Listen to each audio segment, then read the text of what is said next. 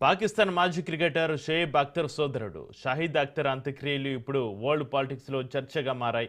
ఈ కార్యక్రమంలో లష్కర్ తోయిబా కీలక నేతలు హాజరైనట్లుగా సోషల్ మీడియాలో వీడియోలు వైరల్గా మారాయి. అయితే ఈ వీడియోలో పహల్గామా అటాక్ సూత్రధారి సైఫుల్లా కసూరి కూడా కనిపించడం తీవ్ర చర్చకు దారితీసింది.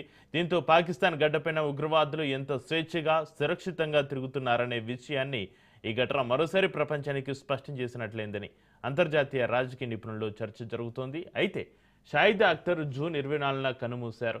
ఇస్లామాబాద్లోని H8 శ్మశాన వాటికలో ఆయన అంత్యక్రియలు నిర్వహించారు. ఈ కార్యక్రమానికి లష్కర్ ఉపనేత పహల్గామ్ ఉగ్రదాడి మాస్టర్ మైండ్ సైఫుల్లా కసూరితో పాటుగా పలువురు ఉగ్రవాదులు హాజరు కావడం చర్చగా మారింది.